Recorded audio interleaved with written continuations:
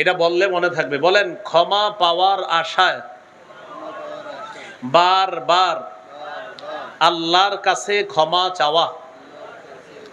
ক্ষমা পাওয়ার আশায় বারবার আল্লাহর কাছে ক্ষমা চাওয়া, এটা হলো 4 নাম্বার। আল্লাহ মাফ করেন, আল্লাহ মাফ করেন, আল্লাহ মাফ করে দেন, আল্লাহ মাফ করে দেন, আল্লাহ মাফ করে, এরকম বারবার বলে আল্লাহ মাফ করে দেন, আল্লাহ দেন না, আল্লাহ মাফ করে দেন, আল্লাহ আমার চেয়ে এরকম পাপী আর কেউ নাই, আল্লাহ আপনি ছাড়া তো আমার যাওয়ার জায়গাও নাই, মাবুদ দুনিয়ার মানুষ যদি আমার গুনাহ জানে কেউ আমারে পরিচয় দিবে না, আমার সন্তান আমাকে বাবা বলে পরিচয় দিবে না, আল্লাহ মাফ করে দেন না। এইভাবে বারবার বলেন। দুনিয়ার রাশি রাশি বালু পরিমাণ গুনাহও যদি হয়, আল্লাহ তাআলা বলেন লা আতাইতুকা বিকরাবিহা মাগফিরা, আমি রাশি রাশি বালু পরিমাণ ক্ষমা নিয়ে তোমাকে ক্ষমা করে দেব। তিরমিজির হাদিস 3540 নম্বর হাদিস। এটা হাদিসে কুদসি। আল্লাহ তাআলা বলেন, ইয়া ইবনা আদম ইন্নাকা মা দাউতানি ওয়া রাজাউতানি গফারতু লাকা আলা মা কানা মিনকা ওয়ালা উবালি। হে আদম সন্তান, গুনাহ মাফের আশায় যতবার তুমি আমাকে ডাকো আমি ততবার তোমার ডাকে সাড়া দেই, তোমাকে মাফ করে দিই। সহিহ মুসলিমের একটা হাদিস শোনায় আপনাদেরকে। এক বান্দার গুনাহ হয়ে গেছে, তো আল্লাহর কাছে ক্ষমা চাইছে। আল্লাহ ফেরেশতাদেরকে বলে, ও ফেরেশতারা, আমার বান্দার গুনাহ হয়ে গেছে, তারপর ও আমার কাছে মাপ চাইছে। কেন চাইছে জানো? আলিমা আন্না লাহু রব্বা, আমার বান্দা জানে ওর একজন রব আছে, ওই রব ইয়াগফিরুয যামবা, গুনাহ মাফ করে দেয়, এই জন্য ও গুনাহ হওয়ার পর আমাকে ডাকছে। এই ফেরেশতারা শোনো, আমাকে কেন ডাকছে জানো? ও জানে ওকে মাফ করার মতো একজন রব আছে, তাই আমাকে ডাকছে। সাক্ষী থাকো, আমি আমার বান্দাকে মাফ করে দিলাম। মনে থাকবেন ইনশাআল্লাহ। এলো 4 নাম্বার। 5 নাম্বার, সর্বক্ষেত্রে রাসূল সাল্লাল্লাহু আলাইহি সাল্লামের আদর্শ বাস্তবায়ন করা। এটা বলেন, বলেন ব্যক্তি জীবন, পারিবারিক জীবন, সামাজিক জীবন, অর্থনৈতিক জীবন, রাষ্ট্রীয় জীবন, আন্তর্জাতিক জীবন, সর্বক্ষেত্রে রাসূলুল্লাহ সাল্লাল্লাহু আলাইহি ওয়াসাল্লামের আদর্শ বাস্তবায়ন করা। মেসওয়াকের কথাও বলতে হবে, বলেন জিহাদের কথাও বলতে হবে। মিম্বরে বসে মেসওয়াকের ফজিলত আলোচনা করতে হবে, তরবারির ফজিলত আলোচনা করতে হবে, রাষ্ট্রে ইসলাম কায়েমের রূপরেখা বলতে হবে। এজন্য বলেন, এজন্য আমাদের দেশে কিয়ামতের আগে আর যেন কোনো নারী শাসক না হয়, এই দোয়া আল্লাহর কাছে করব। কি শাসক না হয়? কিসের আগে? আর সবাই বলেন কিসের আগে? আরো জোরে বলেন। এই মুহূর্তে মন থেকে দোয়া করি, বলেন আল্লাহ কিয়ামতের আগে এই গজব আর চাপায়া দিয়েন না। আমাদের দেশে নারী শাসক নামক গজব আর চাপায়া দিয়েন না, এই দোয়া করতে হবে।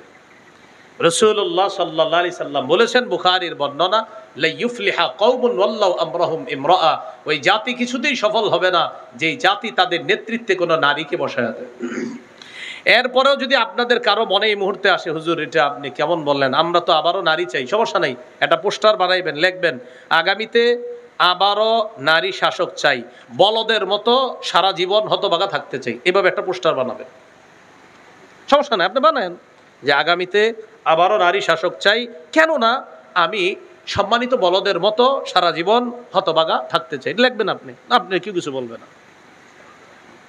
লজ্জা শরম থাকলে অন্তত এই জাতীয় নিয়তার করেন না। যদি লজ্জা শরম থাকে, আর যদি বলেন না আমি নির্লজ্জ, তো আপনি লেখেন, ওই যে বললাম লিখবেন যে নির্লজ্জের মতো আবারও নারী শাসক চাইলে লিখবেন। রাষ্ট্রে ইসলাম কায়েম করা, এজন্য চেষ্টা করতে হবে, এজন্য আল্লাহর কাছে দোয়া করা, আল্লাহ আমাদের দেশে একজন আদর্শ ন্যায়পরায়ণ পুরুষ শাসক দিয়ে দেন। করা যাবে না এই দোয়াটা ইনশাআল্লাহ? আল্লাহ কবুল করেন। আল্লাহ যেন এমন একজন রাষ্ট্রনায়ক দেয় যে রাষ্ট্রনায়ক মৌলিক 4টা কাজে গুরুত্ব দিবে: নামাজ কায়েম করা, জাকাতের বিধান চালু করা, সৎ কাজের আদেশ করা, অসৎ কাজের নিষেধ করা। সূরা হজ 41 নম্বর আয়াত। আল্লাহ তাআলা যেন এই 4 গুণওয়ালা একজন আদর্শ পুরুষ শাসক আমাদের দেশে তৈরি করে দেয়। তাহলে আল্লাহ রাসূলের আদর্শ বাস্তবায়ন ব্যক্তি জীবন, পারিবারিক জীবন, সামাজিক জীবন, রাষ্ট্রীয় জীবনেও করতে হবে। অর্থনৈতিক জীবনে আমাদের আদর্শ মুহাম্মদ সাল্লাল্লাহু আলাইহি সাল্লাম। যদি আদর্শ হয় তাহলে সুদ খাই কিভাবে? আপনি ওয়াজ মসজিদের মধ্যে বলতেছেন যে এইভাবে আমি চলি, মাশাআল্লাহ আমি সুন্নত পালন করে চলি, এই সব ঠিক আছে আলহামদুলিল্লাহ, কিন্তু আপনি সুদ খান, তাহলে আপনি অর্থনৈতিক জীবনে আল্লাহ রসুলকে আদর্শ মানেন নাই। আল্লাহ রসুল আদর্শ হলে আপনি অর্থনৈতিক জীবনে আপনি সুদ খাইতে পারেন না। আন্তর্জাতিক জীবনে আল্লাহ রসুলকে আদর্শ মানা। আন্তর্জাতিক ইস্যু বর্তমান ফিলিস্তিন। ফিলিস্তিনের আলোচনা কখনো ভুলবেন না, ভুলে যেতে পারি না। চায়ের আড্ডা, পার্সোনাল আলাপ, বিবির সাথে কথাবার্তা, সন্তানের সাথে কথাবার্তা, 5 মিনিট 10 মিনিট খেলাধুলা করেন সন্তানের সাথে, এর মধ্যে 2-4 মিনিট ফিলিস্তিনের আলোচনা বরাদ্দ রাখবেন। বিবিরে প্রতিদিন ফিলিস্তিনের হিস্টোরি শোনান, কথা শোনান। আপনার মা বাবার সাথে গল্পের মধ্যে ফিলিস্তিনের আলোচনা উঠান। 4 বন্ধু গল্প করতেছেন, এই 4 বন্ধুর গল্পের 5 মিনিটের মধ্যে আপনি 1 মিনিট ফিলিস্তিনের জন্য বরাদ্দ রাখেন। ইংরেজি কোচিং করতে গেছেন, অঙ্ক বন্ধুদের সাথে আলাপনে ফিলিস্তিনের আলোচনাটা আনেন। ফিলিস্তিনের আলোচনা ততদিন চলবে যতদিন আমাদের ভাইরা ওই জায়নবাদী হায়নাদের পাশবিক আচরণ থেকে মুক্ত না হবে, ততদিন তাদের আলোচনা আমরা চালাবো, চলতে থাকবে। এটা আমরা ভুলি না, ভুলতে পারি না। কাদের আলোচনা? ফিলিস্তিন ইস্যুতে কখনো বিরোধিতা করবেন না। উলামায়ে কেরাম সারা বাংলাদেশের সর্বশ্রেণীর সবাই একটা অনুষ্ঠান করলো না কয়দিন আগে, এটার বিরোধিতার কোনো সুযোগ নেই। এটার বিরোধিতার কোনো সুযোগ নেই। এই কথা বলবেন না যে অমুকরে মঞ্চে ডাকলো না, অমুকে গেল না। না, একটা মঞ্চে কয়জনকে ডাকা যায়? এই মঞ্চে যদি আপনারা এসে বসেন, আসেন সবাই আসেন, এখানে এসে বসেন না, ভাঙবে না থাকবে? তো মঞ্চে আপনার এটাতে যদি সবাই ওঠে, মঞ্চ থাকবে? এই জন্য এইগুলা মনে না আনা। বাস আমি যদি ফিলিস্তিনকে ভালোবাসি, মঞ্চ দরকার নাই। আমি এক কোনায় দাঁড়িয়ে আল্লাহর কাছে আমি প্রমাণ করবো, আল্লাহ আমিও আমার ভাইদের পাশে আসি, আপনি দেখলেই হবে, বাস শেষ। এটা সেখানে আপনি থাকতে হবে, আমাদের অমুককে ডাকে নাই, এটা কোনো কথা না। ফিলিস্তিনের ইস্যুতে বাস উলামায়ে কেরাম সহ সারা বাংলাদেশের সব ঘরানার সবাই একমত ছিল, এটাই হলো মূল বিষয়। সেখানে কে মঞ্চে উঠছে না উঠছে এগুলা কোনো আলোচনার বিষয় না, এগুলো আলোচনায় কখনো আনবো না আমরা। মঞ্চে সবাই যদি যায় তো মাঠে থাকবে কারা বলেন? আল্লাহ আমাদেরকে কথাগুলা বোঝার তৌফিক দান করেন। তাহলে 5 নাম্বার গুনাহ মাফের উপায় সর্বক্ষেত্রে আল্লাহ রসুলের আদর্শ বাস্তবায়ন করা। সূরা আলী ইমরানের 31 নম্বর আয়াতে আল্লাহ এটাই বলেছেন, ইন কুনতুম তুহিব্বুনাল্লাহ, যদি তোমরা আল্লাহকে ভালোবাসো, ফাত্তাবিউনি, আমার অনুসরণ করো, ইউহিব্বুকুমুল্লাহ, আল্লাহ তোমাদেরকে ভালোবাসবেন, ওয়া ইয়াগফির লাকুম যুনুবাকুম, তোমাদের জিন্দেগীর সব গুনাহগুলো আল্লাহ মাফ করে দিবেন। এইগুলো 5 নাম্বার। 6 আজান দেওয়া। গুনাহ মাফের 6 নাম্বার উপায় আজান দেওয়া। স্কুল কলেজ ইউনিভার্সিটি ছাত্র ভাই যারা আছেন, বিশুদ্ধ উচ্চারণে আপনারাও আজান শিখে মসজিদে আজান দিবেন। আবু দাউদের হাদিস 515 নম্বর হাদিস, রাসূলুল্লাহ সাল্লাল্লাহু আলাইহি সাল্লাম বলেন, আল মুআদ্দিন ইউগফারু লাহু মাদা সাউতি, মুয়াজ্জিনের আজানের আওয়াজ চারপাশে যত দূর যায় তত দূর পর্যন্ত তাকে ক্ষমা করে দেওয়া হয়। 7 নাম্বার 2 রাকাত নামাজ পড়া। এটা আজকে বাসায় গিয়ে পড়তে পারেন। আবু দাউদের 1521 নম্বর হাদিস, রাসূলুল্লাহ সাল্লাল্লাহু আলাইহি সাল্লাম বলেন, মা মিন আবদিন ইউযনিবু যামবা ফায়ুহসিনুত তুহুর ফায়াকুমু ফায়ুসাল্লি রাকাতাইনি ইল্লা গফারাল্লাহু লাহু যামবা। কোন ব্যক্তি গুনাহ হয়ে যাওয়ার পর ওযু করে 2 রাকাত নামাজ পড়লো, নামাজের সালাম ফিরাবে, আল্লাহ আমার পাপ হয়েছে অনেক, এইজন্য 2 রাকাত নামাজ পড়লাম, আল্লাহ পাক রব্বুল আলামিন তার জিন্দেগীর সমস্ত গুনাহগুলো মাফ করে দেয়। কত গেল? 7। 8 নাম্বার 5 ওয়াক্ত নামাজ পড়া। সহিহ বুখারীর 526 নম্বর হাদিস, এক ব্যক্তি রাসূলুল্লাহ সাল্লাল্লাহু আলাইহি সাল্লামের কাছে আসছে। আসার পর বলে, হুজুর আমার গুনাহ হয়ে গেছে। বলছিলাম না গুনাহ পার্সোনাল ভাবে বলা জায়েজ আছে। এই যে নবীজিরে এসে বলছে এক ব্যক্তি, সবার কাছে বলে নাই, নবীজিরে বলছে। গুনাহটা কি এটাও বলে নাই। তো যেহেতু হাদিস, এই জন্য উনি বলে দিছে যে আমি নবীকে এটা বললাম। আল্লাহ রাসূল সাল্লাল্লাহু আলাইহি সাল্লামকে বলার পর গুনাহটা কিন্তু প্রকাশ করে নাই, কি গুনাহ বাস বলস। আল্লাহ ওই মুহূর্তে সূরা হুদের 114 নম্বর আয়াত নাজিল করে দিস, ওয়া আকিমিস সালাতা তারাফাইন নাহারি ওয়া যুলাফাম মিনাল লাইল ইন্নাল হাসানাতি ইউযহিবনাস সাইয়্যাত। তুমি দিনের 2 প্রান্তে সালাত কায়েম করো, রাতের কিছু অংশে নামাজ পড়ো, 5 ওয়াক্ত নামাজ পড়ো, নিশ্চয়ই পুণ্য পাপকে দূর করে দেয়। এই আয়াতে নামাজ দ্বারা উদ্দেশ্য, 1 নাম্বার পুণ্য দ্বারা উদ্দেশ্য হলো 5 ওয়াক্ত নামাজ যারা পড়বে আল্লাহ তাদের জিন্দেগীর গুনাহগুলা মাফ করে দিবেন। 9 নাম্বার জামাতের সাথে নামাজ পড়া। সহিহ মুসলিমের বর্ণনা, এক ব্যক্তি এসে আল্লাহ রসুলকে বললেন, আকিম আলাইয়া হাদ্দা, হুজুর আমি বড় অপরাধ করছি, আমার তাড়াতাড়ি বিচার করেন। রাসূলুল্লাহ সাল্লাল্লাহু আলাইহি সাল্লাম ওই মুহূর্তে জামাতের সময় হয়ে যাওয়ায় আল্লাহ রসুল নামাজ পড়াইলেন। নামাজের পর ওই ব্যক্তি বললেন, হুজুর আমার বিষয়টা। আল্লাহ রসুল বললেন, আহাদারতাস সালাতা মাআনা, আমাদের সাথে তুমি জামাতে নামাজ পড়েছো? তিনি বললেন হ্যাঁ। আল্লাহ রসুল সাল্লাল্লাহু আলাইহি সাল্লাম বললেন, জামাতে নামাজ পড়ার কারণে গুফিরাত লাক, তোমাকে ক্ষমা করে দেওয়া হয়েছে।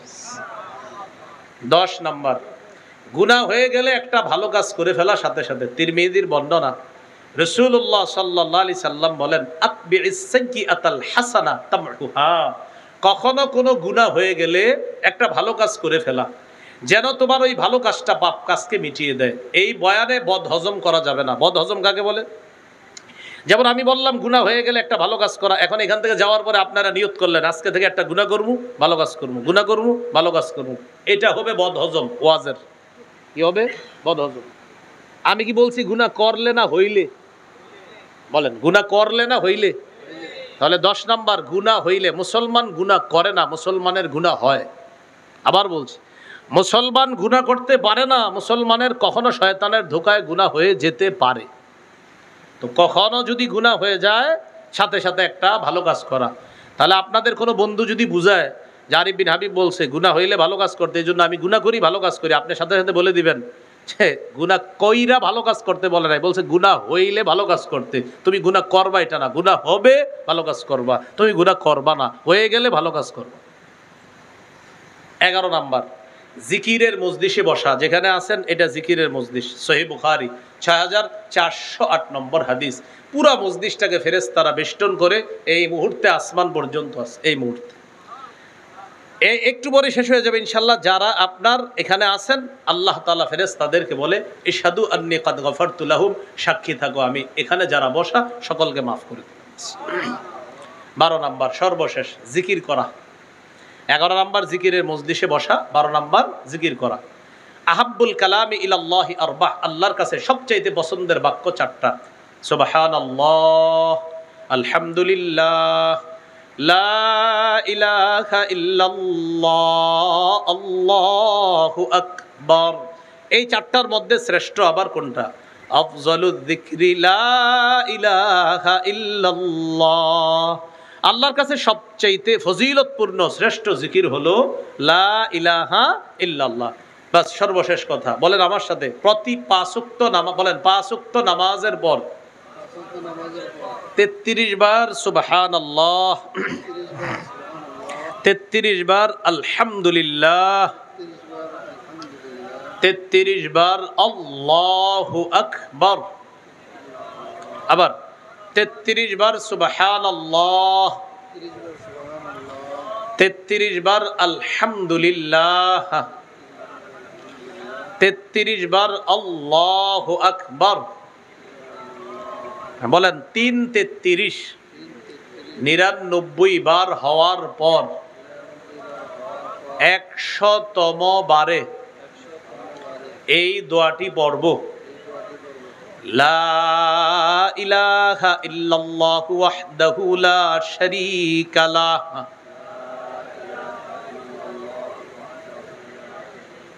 লাহুল মুলকু ওয়া লাহুল হামদ ওয়া হুয়া আলা কুল্লি শাইইন কাদির,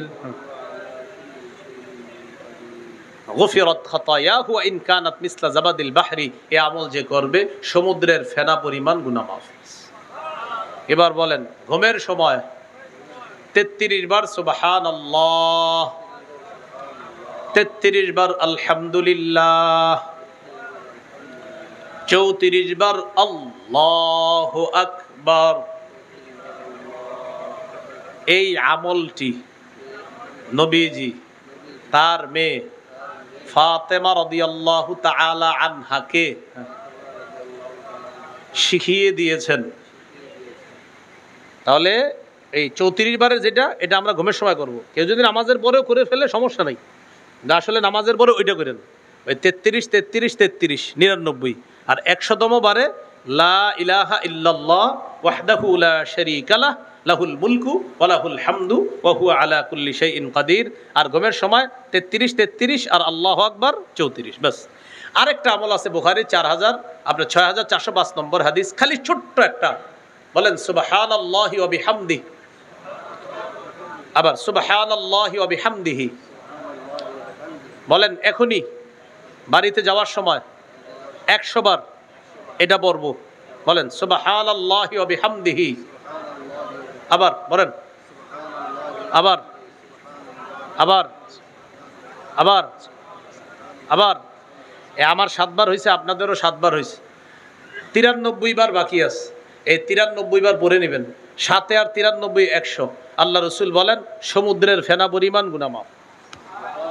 এই আমলটা সহজ না একদম? তো যাওয়ার সময় পড়েন, দুইজনে একজন আরেকজনকে শোনান যে আজকে এই আমলটা তুমিও করো আমিও করি, অযথা কথাবার্তা না বলে আমরা আমলগুলো করব তো ইনশাআল্লাহ। আল্লাহ তৌফিক দান করেন। আজকে যে কথাগুলো শুনলাম বললাম, আমরা সবাই যেন আমল করতে পারি, আল্লাহ তৌফিক দান করেন। আজকের যে আলোচনাটা, এই আলোচনাটা আমার একটা সংকলন আছে মিম্বরের আমানত, এই গাড়িতে আছে, ওখান থেকে সংগ্রহ করে নিতে পারেন। আজকের আলোচনাটা সম্ভবত নবম খণ্ডের শেষ আলোচনা, মিম্বরের আমানতের নবম খণ্ডের শেষ আলোচনা। আর দশম খণ্ডে পাবেন হলো ওই যে পাপের শুরুর দিকে যে কথাগুলো বলছে, এগুলা পাবেন দশম খণ্ডে। 1 নাম্বার খণ্ডে সন্তানের 64টা